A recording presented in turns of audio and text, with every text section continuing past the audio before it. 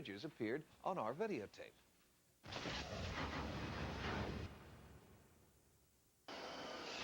We simply don't know what these objects are, darting across the Southern California sky and captured on home video.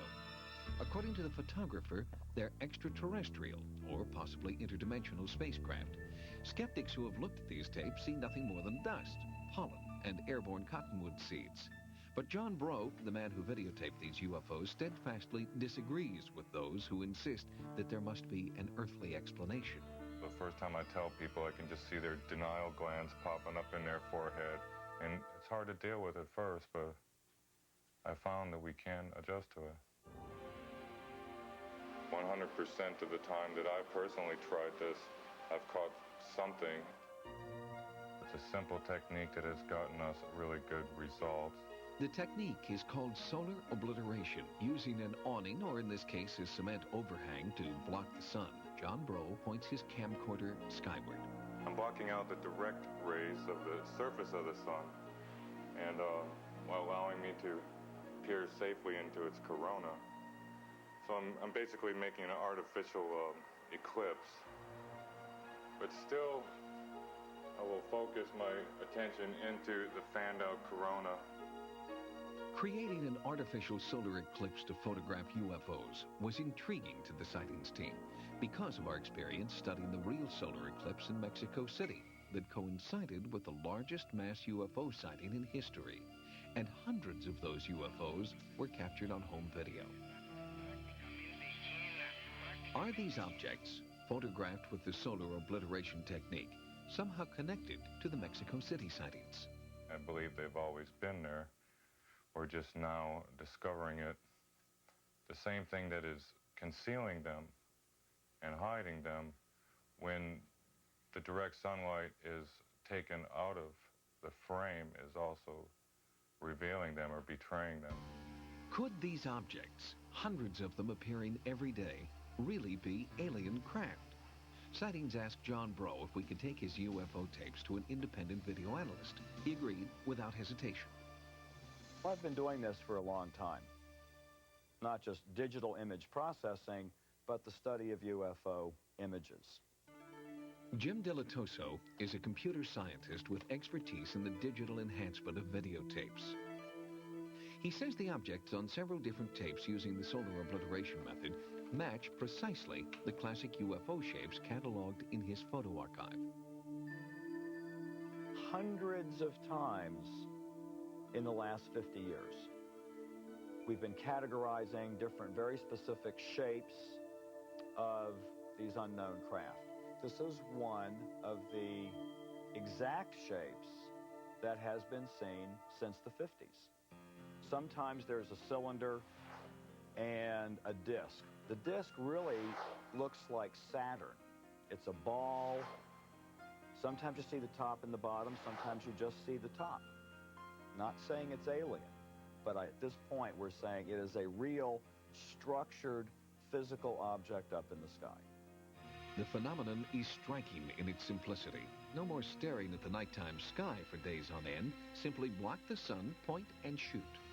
I suggest that anyone that has a video camera can go outside and get something on video that is highly unusual.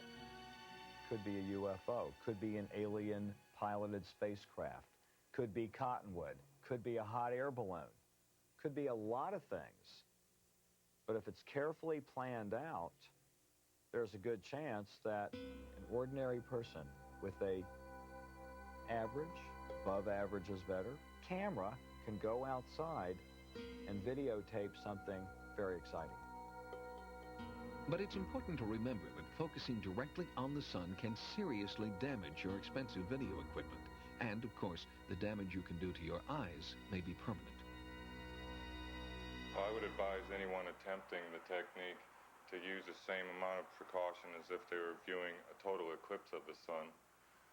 You cannot look directly at the surface. It could cause blindness, obviously. That's why I block it out right to the edge of the surface. And always wear UV protective sunglasses. Did you see that? Yeah. Oh my gosh! The images you are now watching were taped by the Sightings team using our broadcast quality camera equipment and John Bro's solar obliteration method. We were surprised when we started getting these UFOs. And here are those objects in slow motion, pulsing and moving through the daylight sky. These objects are almost identical to the ones that John Bro had already recorded, and objects shot by two other photographers in a completely different part of the country. Is it possible that this low-tech taping method is somehow allowing us to see things we're not supposed to see? We went back to Dilatoso with the videotape shot by the Sightings team. We know the difference between bugs and airplanes and birds and cottonwood and dandelions floating in the air. This is a structured, solid object, some distance away, moving at high speed. What I can say is that the aspects in the Sightings tape of this momentary streak behind the clouds is the same characteristics as the John Bro tape. Zoom, there's another one. If you decide to try the solar obliteration method outlined in this report, remember not to look directly into the sun. It only takes a moment to cause permanent damage to your eyes. Next. The Vietnamese government has agreed to participate in an experimental program to find soldiers still missing in action from the Vietnam War. They're going to use psychics. In Hanoi, Vietnam, the government is turning to the paranormal in its search for soldiers still missing in action since the Vietnam War. Psychics and mediums already have an established place in Vietnamese culture, and now many are hard at work helping families locate the 300,000 Vietnamese soldiers and civilians who remain unaccounted for. On a previous Sightings report, we brought you the story of Laylee Hayslip's search for her brother, missing in action since 1963. With the help of a Vietnamese psychic and wizard, Laylee did locate the remote cave where her brother had been hastily buried. As in that case, Vietnamese psychics used dowsing rods and sacred coins to make a connection with what they believe are the restless spirits of the dead. These mediums believe that there is a great noise in the paranormal realm, the sound of thousands of spirits calling out to be found. According to Vietnamese tradition, finding the earthly remains of these restless spirits is essential to a peaceful afterlife. If someone isn't taken care of in their afterlife, then those spirits are very unhappy, and they may roam around the earth. And the Vietnamese project gives new hope that the remains of American MIAs will be found as well. In Boulder, Colorado, Mark Macy is just one of several members of a worldwide consortium of telecommunications researchers who are claiming that they have been contacted by the spirit world. And Macy believes that recent advances in computer technology have afforded deceased scientists a shortcut from their world to ours. Our spirit colleagues are trying to provide some hard evidence for the first time in history that life does indeed continue, that our loved ones still are alive, even though they've passed to another world. Claims of spirit communication through electronic media date back more than 20 years, when Luxembourg researcher Franz Schreiber reportedly received images of the dead on a closed-circuit television system. Among the video images that have mysteriously appeared on the screen are these of his daughter who died at age 17.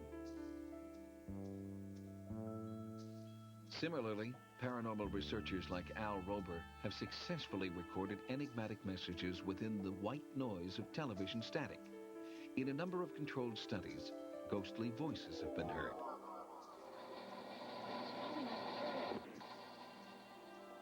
And now, the scientists, researchers, and educators who comprise the ITC organization claim to have successfully communicated with the other side, not just through television, but via telephone calls, faxes, and most recently, email. Someday, I'm sure there will be thousands of telephones and computers hooked up in a network, both on this side and on the other side. I suppose that would give the term Ethernet a whole new meaning.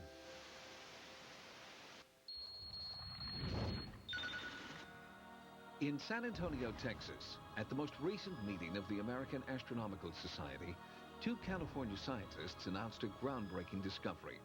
They have found two new planets in the constellations Virgo and Ursa Major, And these planets are orbiting stars very much like our own sun. By measuring the levels of disturbance in the disk-like fields around these stars, the scientists have concluded that there are billions of solar systems in the deep reaches of space. What we're concluding is that around this star, there is a planet orbiting. So this, of course, is very exciting. Although other planet-like objects have recently been reported around other systems, this is really the first time we've seen something that could be very like our own solar system.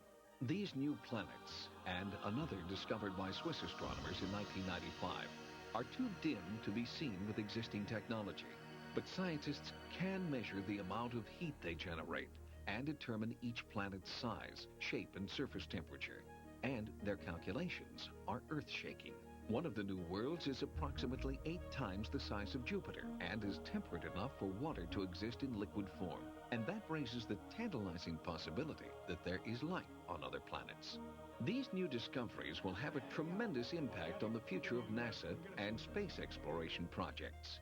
A new space race is now beginning, the race to capture images of these unseen worlds. And astronomers predict that pictures of Earth-like worlds, complete with mountains, oceans, and perhaps even life forms, are achievable within the next 25 years. The next breed of space telescopes may very well send back images that Earth is not unique. It will be a startling revelation, one with global and cosmic implications, that, in fact, we are not alone. We'll have more stories from the news next time. Now, here's what's coming up on Sightings. Those who have experienced the terrifying ordeal of being abducted. Alien captors is no longer the norm. Now, abductees want to be known as experiencers, and they are returning from their experiences with a sense of purpose and an important message. Sightings correspondent Carla Wald reports.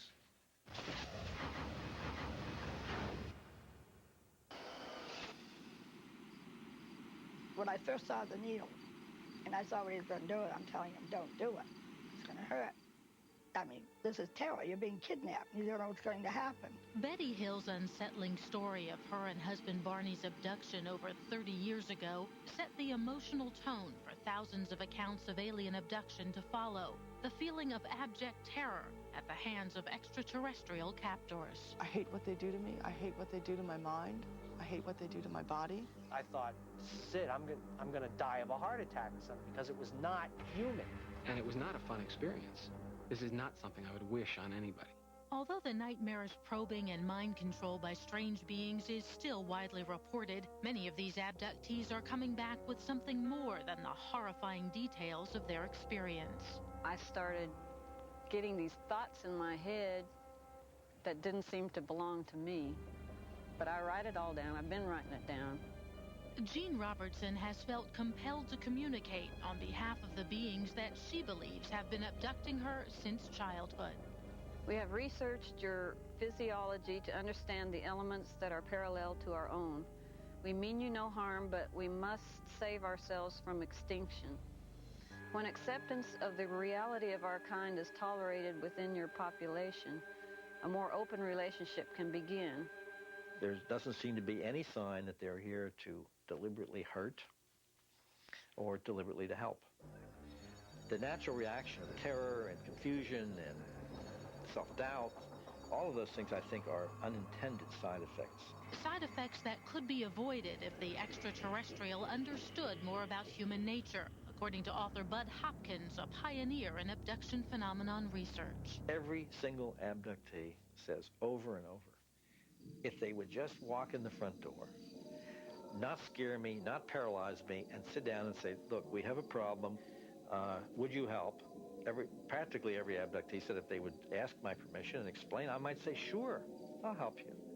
But artist Steve Neal and many others who have already made contact believe humans must agree to meet the aliens on their terms. What is it that you perceive that you're being told? We as a race of beings aren't very successful. I think that's really evident. We've separated ourselves from nature. We have this sense that nature's over there and we're over here, and that really this world was kind of made for us to do whatever we want, to trash it in the name of personal gain and profit. And I think that we're in danger of becoming extinct like the dinosaurs. Describe the physical nature of when you were given this message? What happened to you? Predominantly, it's like it's real. They're there with me. They take me into the scene, whether it's, if it's the world after a nuclear war. They take me right down the streets, and I see all the bodies and the whole bit. And I realize that they're trying to give me a message, and that I'm supposed to take this message and take this possible future and do something about it, try to prevent it. Harrowing visions of the future have led many abductees into one of the more than 250 support groups in the United States. I visited one such group in Southern California, led by hypnotherapist Yvonne Smith. I've worked now with well over 100 cases. People have been told that there's going to be devastation, that there's going to be tremendous earth changes. They are shown these images. It's something that's put into their mind by the abductors. It's very difficult to explain. What kind of images? Tremendous earthquakes, hurricanes. I mean, to the point where we're all going to be destroyed. And when I'm in the middle of a session listening to this, it's very frightening. Those bearing this extraterrestrial prophecy feel a responsibility to deliver the message and hopefully to prevent the prophecy from coming true. I think it's very important to point out that all of these images and so forth of disaster or this or other can be reversed. It's not written in stone. Is it your responsibility, though, to get it reversed? And how does that affect? I was told very distinctly that this is our planet. And we are very powerful beings, and we have to start using that in a positive way, because then we can create beauty, we can create love, we can create serenity, instead of destroying everything and complaining that there's no serenity. And Kathleen Cook believes that she has also discovered why so many abductees must endure humiliating medical experiments. They're trying to not only help out their race, but help out us in case we can't live in this environment anymore.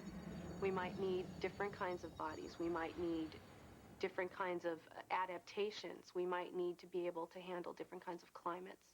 Some people claim to have gained special healing powers during their close encounters, suggesting that the motive behind the experimentation may in fact be for the benefit of the human race. I woke up and there was a gray by my side, left side, and he was putting in what appeared to be laser type objects in my brain. And I was told that I would have an energy and that I would be able to help people who are ill. I believe the aliens helped to perfect this energy in my body. Whatever the reason for the alien abduction phenomenon, those who claim to have experienced contact are returning with a new perspective. Fear has given way to curiosity, acceptance, and a commitment to spread their alien message. We will continue covert contact for now. Soon we will be able to establish a more active and cohesive relationship, an equal partnership within the alliance of intelligent life forms. The State University of New York Press has just published a scholarly collection of essays, including several by John Saliba, on the topic of extraterrestrial theology. Its title, The Gods Have Landed, New Religions from Other Worlds. Next, photographs and can be proven scientifically under a microscope. But what about the connection that goes beyond reason, that familial sense of psychic connectedness known as bonding? Because it can't be duplicated in a test tube, does that mean it isn't real?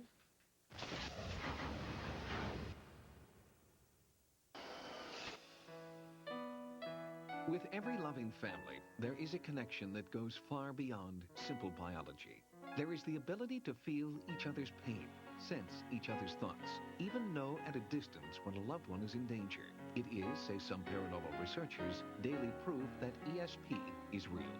You've just got to accept it, that it's there, and it's a sign of love. It's natural. Cassandra Eason is a psychologist who has written several books exploring the psychic bond within families. Her interest in the subject began when Cassandra's son, Jack, predicted that his father would soon be in a serious motorcycle accident. I suppose I was suspicious about what you'd call psychic instincts, intuitions, and one day when Jack was 2.5, he said, Dad's gone roly-poly on his motorbike, but he's all right. At that exact time, Dad was riding down the motorway and he skidded on a patch of oil and went straight into the back of a lorry, but his motorbike was smashed to pieces, but he was all right. When I got home, Cass came running out and said, "It's all right, we know what happened. Jack told us." I can't really explain it myself. But somehow he knew when I was having an accident. And, say psi phenomena researchers, this is not an isolated event and may be far more common than most people believe. Joan and Genevieve Weston have always been very close, never more so than when Joan had a premonition that her daughter would have a car accident on her way to the airport. I wasn't actually doing anything except thinking hard about what I was going to do for lunch when it just popped into my head. This picture just popped into my head. It was as awful as if it had actually happened. My lovely Jenny was going to have an accident. I watched her drive off still in this brilliant sunshine, and just prayed that my imagination was working overtime. But I still had this sinking feeling in my stomach. I was in an inside lane looking for my exit to the airport, and I could see a shape of a truck ahead, a flatbed lorry, and suddenly no brakes. So I just took the car down through the gears, manual shift, and applied the handbrake and came to a complete stop with the hood of the car underneath the actual lorry in front, which that was pretty frightening at the time. Dr. Doug Henderson is a professor of psychology at the University of Wisconsin at Stevens Point. He attributes familial telepathy to a field of energy that science cannot yet measure. When we look to find where these psychic phenomena occur, it seems that they occur frequently in people who are biologically related, particularly between mothers and their children. And of course that stands to reason because we all spent the first 9 months of our life as a part of our mother's body. In the case of twins, strong anecdotal evidence already exists to prove a psychic link between siblings, but so far, scientific proof has eluded laboratory researchers. I think that there are whole dimensions of reality that are simply waiting to be discovered out there. I come back to Marconi discovering radio waves. They existed. They're part of the environment. We simply didn't know how to look for them. And once we find how to look for these things, I think they'll be there. Dolores Jenkins was haunted by a recurring dream in which she vividly saw her son Greg crashing his moped. And then it became more than just a dream for Dolores, who is an emergency dispatch operator. Before the accident happened, I was sitting there, and then I started getting that feeling. Like I said, something's wrong, something's going to happen. And I said, oh my God, no, this is it. I could see it's detailed, everything detailed, okay? And then I see him making that turn. I see the bike sliding out, and I see Greg going that way, and then I bounce, you know, it's just like slow motion. We hit like this oil, and we slid, and when he pulled me down, I knocked my head on the concrete and went unconscious. If she could predict the future, Dolores felt, perhaps she could also change it, visualizing her son's complete recovery. I'm a mother, I don't want my son to get hurt, and I remember the dream. So I get up and I start to walk around and do something that maybe will change this dream. You know, I was protecting my child from getting mangled and hurt. Greg did make a complete recovery. He believes his psychic bond with his mother made all the difference. I didn't believe in it too until it happens to you. Then that's when you believe it. Mainstream scientists do not believe that these anecdotal accounts prove conclusively the existence of psychic ability. But for the families involved, no more proof is necessary. We don't actually try and label it. We're just most awfully grateful it's there, because it's quite a reassuring and quite a comforting thing. They're the link of love. They're not spooky.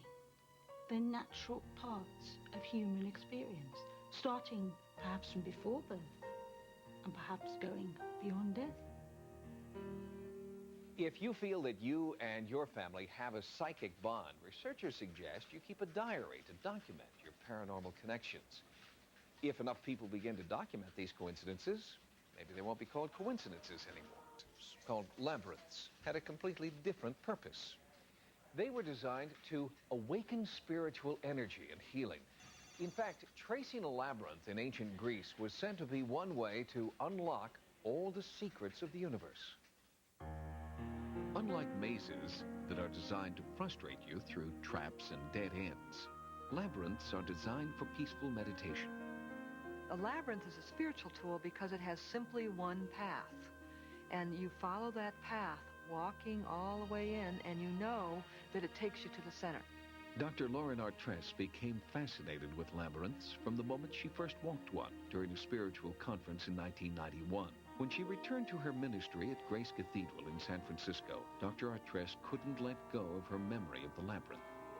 It finally hit me. Put the labyrinth into the cathedral. And I was very skeptical about this idea. In fact, when I first started telling my colleagues, I turned beet red. And yet I felt driven to do it as well. And that sent me to books, into research. Her research led Dr. Artress to the renowned cathedral in Chartres, France, where she walked the long-forgotten labyrinth designed by monks around 1220 AD. But what I learned was that this is an ancient lost art. This is an ancient tool that has been lying in the archives of many religious traditions, dusty and forgotten, because we emphasize the rational mind so much at the cost of the intuitive, the deep spiritual element that we each carry within us. And that's why we're so hungry now as we look and walk into the next century. Throughout history, labyrinths have enjoyed peaks of popularity and then they disappear. This happens time and time again. Today, we're waking up to new ways of viewing reality. And labyrinths are tools that can help you experience that. Sig Lundgren, an Earth Mysteries writer and lecturer, has designed his own labyrinth in the backyard of his northern Vermont home. I walk labyrinths because they help me think more clearly about issues that are up for me in my life.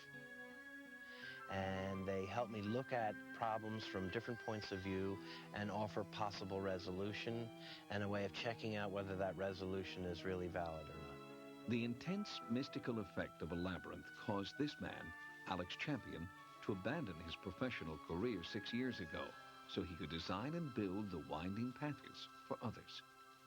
I was working as a research biochemist in a research facility, and I really saw that I didn't want to do that for the rest of my life. So I was looking for a way out, essentially. And I decided that I would start making labyrinths as a profession. It was an unusual path for a man trained in mainstream science. I think it's basically the design fascinates me. I think the experience that people get when they walk them fascinates me. And I actually like to make them. I like to dig out the soil and shape it into this labyrinth. I find that very satisfying. And Champion continues to find satisfying nuances in his labyrinth building. The original reason why I got into them was that they're a spiritual symbol. But then after a while, I saw that other friends actually said to me, Alex, you're making artwork. And this was very difficult for me to appreciate being a scientist. But gradually I came to appreciate that fact. I also saw them as gardens. For those who choose to walk a labyrinth, there are 3 stages of transformation, according to Dr. Artress. As you're walking into the labyrinth, you're purging or releasing, letting go. We shed our everyday thoughts. The center, illumination, is a place of prayer and meditation. The only instruction is to walk in with an open heart and an open mind. So it's a sense of receiving and opening yourself. And then when you're complete in the center, you can walk the same path back out, and you again enter union. And there's a strange sense of empowerment and everything kind of coming together when you're walking out of the labyrinth. There's a renewed sense of, okay, I can do this. I can do this. I can do the task that's before me in the world. Although labyrinths haven't been used in cathedrals for centuries, Dr. Artress believes that they are deserving of a 21st century renaissance. The labyrinth is a wonderful tool to bridge between the traditional and the non-traditional. And it belongs in a Gothic cathedral. That's its tradition. And many people say, what is this? What is the labyrinth about? And is this kind of a new age tool? And I sort of chuckle when I hear that, because this is a 12th century mystical tool. So if someone says new age, I always say, well, how about Middle Ages? And according to some researchers, labyrinths may date back even further to these 8th century drawings carved into the Peruvian Andes. The Nazcan civilization built many different what are called labyrinthine figures. So it might be a spider or a monkey. People use them as their totems, their personal power animals. And when you want to gain the power of the spider, you walk the spider path. It is a new interpretation for the Nazca lines, long thought to be an ancient form of communication with outer space. I think the idea of using labyrinths and the Nazca figures and other examples of Earth art to communicate to out there, as long as, from my perspective, out there is defining the spiritual, I think that's an appropriate thought. And people of many faiths have found that spiritual connection in the labyrinth. Walking the labyrinth has really changed my life. I found a profound way of being able to meditate. The labyrinth is really something that we're looking for. It's a tool that we need. The labyrinth is really, it's a blueprint where psyche meets soul. Dr. Artress is continuing to encourage people worldwide to seek spiritual reawakening by walking a labyrinth. She is now embarking on a project to get as many people as possible to walk a labyrinth on the stroke of midnight, January 1st, 2000. We both have colds, and just like last time, he's perky. Because last night he got to the NyQuil first, and so he got rest again, and I didn't. Vicks NyQuil, the nighttime sniffling, sneezing, coughing, aching, stuffy head fever, so you can rest and have a good morning medicine. What's a bug and bleach doing in a raincoat? So people will think I'm new Rain Clean Clorox bleach. Rain Clean? Yeah, it smells fresh as the air after a spring rain. New Rain Clean Clorox bleach. Copycat. Well, Ray, it's crunch time now. Right you are, Ted. Look, you got hungry kids coming on strong up the middle and around in. Mom needs a big play to satisfy him. Watch, she goes right for the Totino's pizza roll. Tasty move. The great taste of pizza in bite-sized rolls. She spins to the microwave. Does she have enough time? Here they come. She rolls left. Oh, she rolls right. Totino's pizza rolls. Sensational. And it looks like a big win for the home team. Let's see that again.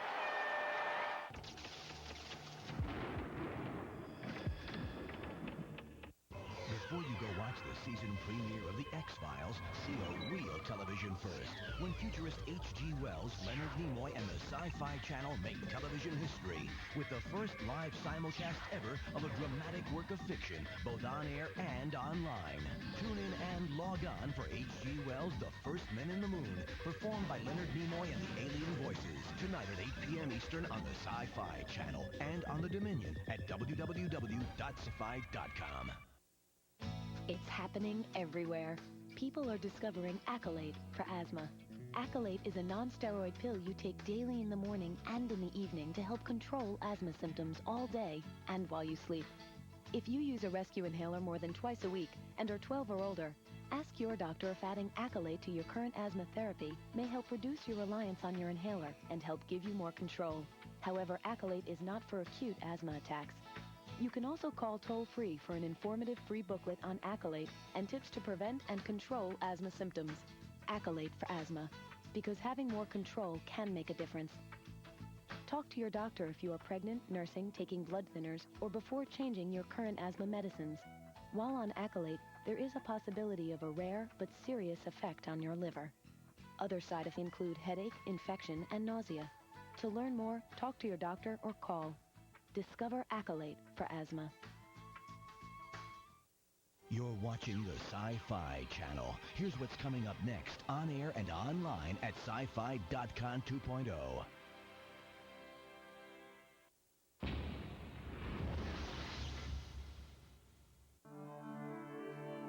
Sightings is now on the internet as part of the Sci-Fi Channel's Dominion website.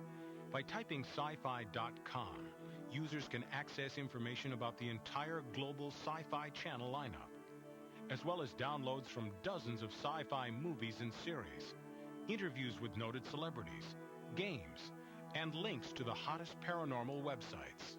We now are able to reach a worldwide audience of Sightings fans, which enables them to give us feedback on what we're producing and how we're showing stories to people. We have features from some of our stories on a weekly basis. We have downloadable images and QuickTime clips. When I make contact with this entity, I will become a little confrontational. Hello? Hello? Since its inception, Dominion has become the home of all things science fiction on the World Wide Web. Now, with the addition of Sightings Online, the hope is that it will become a clearinghouse for all things paranormal as well. Already on the Dominion site, they have access to all the major paranormal links on the internet. We're hoping to reach a worldwide audience and provide state-of-the-art information and news about the paranormal world. If you've had a paranormal experience, contact Sightings on the World Wide Web at sci-fi.com/sightings. Sightings can also be contacted at America Online at keyword Sightings, or write to us, care of Paramount Television. Until next time, remember, no mysteries to an open mind. For Sightings, I'm Tim White.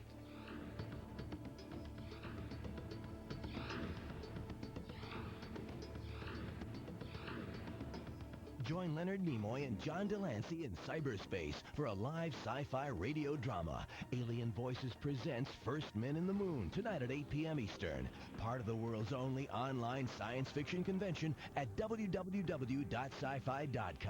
Now on the Sci-Fi Channel, StarQuest is next.